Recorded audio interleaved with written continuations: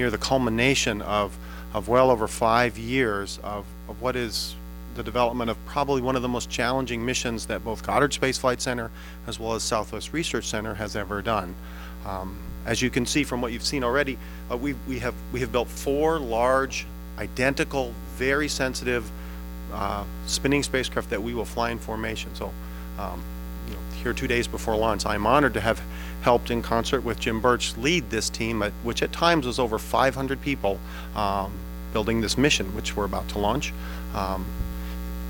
That team's been made up of a variety of institutions, but namely Goddard Space Flight Center, Southwest Research Center, University of New Hampshire, and a whole plethora of other both domestic and international partners. If we could show.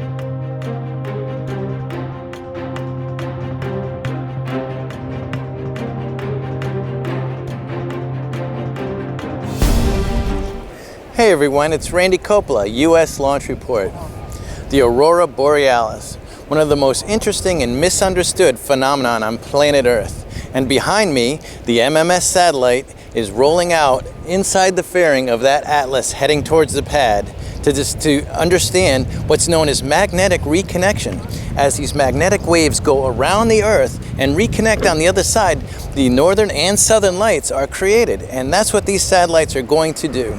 They're going to, 4 satellites are in that fairing, which by the way is the largest fairing that this atlas can hold. They'll be launched and form a tetrahedron, which is basically a diamond shape in space and in all sorts of different configurations and in many different places. We'll be measuring this data and try to give us a better understanding of this very interesting phenomenon and how it affects life on Earth and in other places in the solar system and in the galaxy. It's a fascinating mission, costing well over $1 billion in development. And this is the launch of it. It'll be producing data that today's computers will even have a hard time processing. It's an amazing launch. So stand by for more updates. We'll get you the up-close launch that you're used to from U.S. Launch Report. And thank you so much for watching.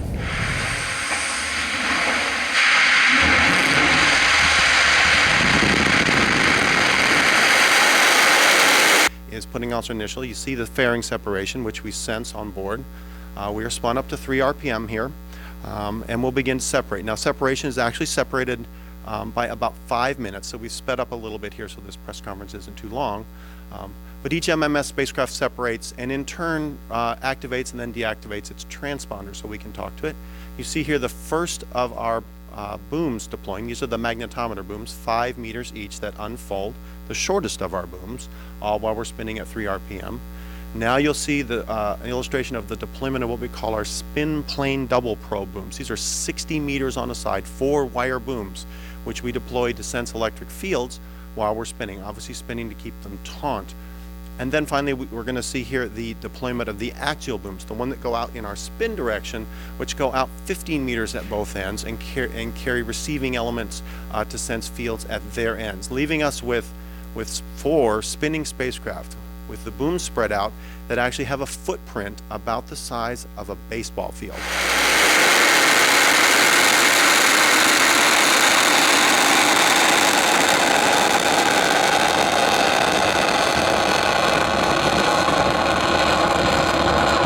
Flying in formation, they make up a tetrahedron, so we can get a 3-dimensional capture of magnetic reconnection events as close as 10 kilometers together. You can see the magnetic fields represented there. Essentially, when you fly something in formation, you end up needing to fly 4 different but very similar orbits continuously, and we have to then fine-tune those orbits to maintain that formation. We'll fly them as close as 10 kilometers together. We'll fly them with an accuracy of 100 meters while we do that.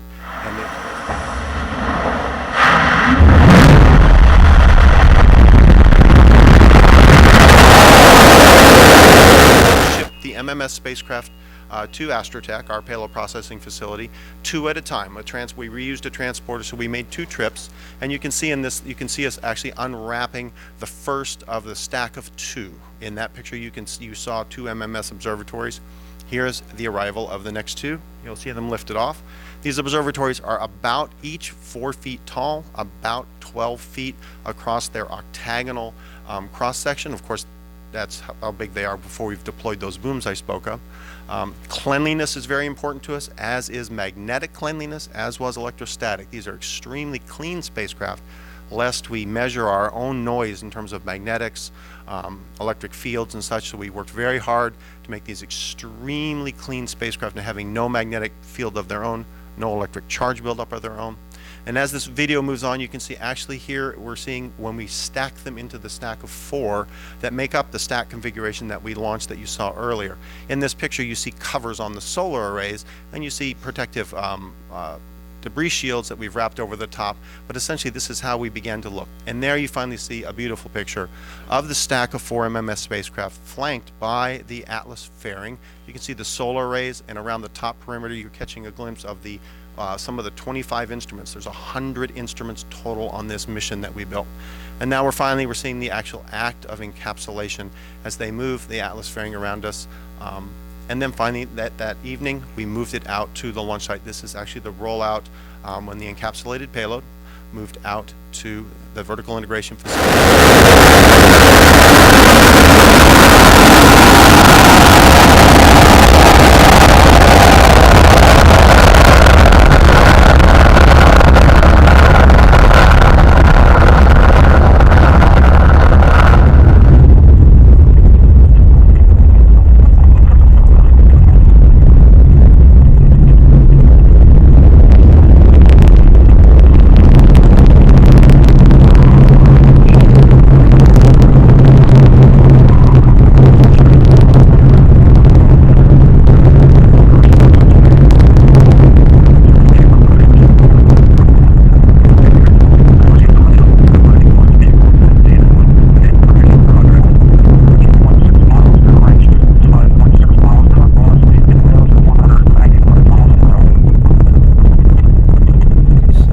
The MMS mission will conduct a definitive experiment in space that will finally allow us to understand how magnetic reconnection works.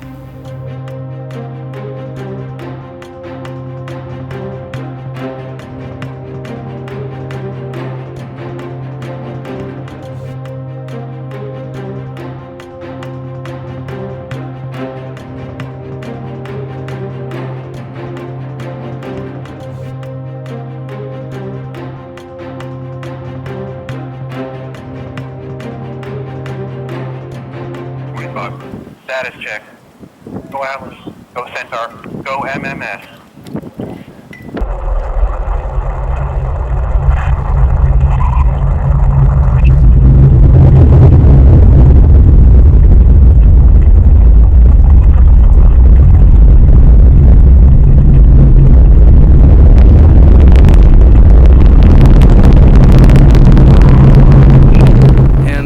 We see magnetic loops that reconnect at their base. This is sometimes called loop-type reconnection. The same type of loop reconnection occurs on the sun, as we see here. The magnetic fields on the sun form these very dynamic arcades and loops, and the energy stored in these structures can release, creating explosive solar flares and coronal mass ejections, as we see here. This reconnection was first proposed in 1948 by a graduate student who noticed that when sunspots with the same magnetic polarity came together, nothing happened, but when the two sunspots had opposite polarity, solar flares would result. Now here we see what happens when the coronal mass ejection reaches the Earth. You have magnetic reconnection happening both on the day side and the night side of the Earth, as we see here. And this creates the aurora, the lights in the upper atmosphere.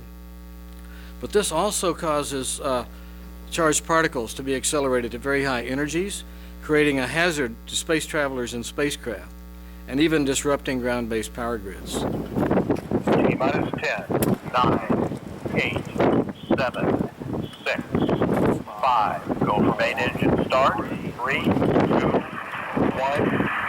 0. And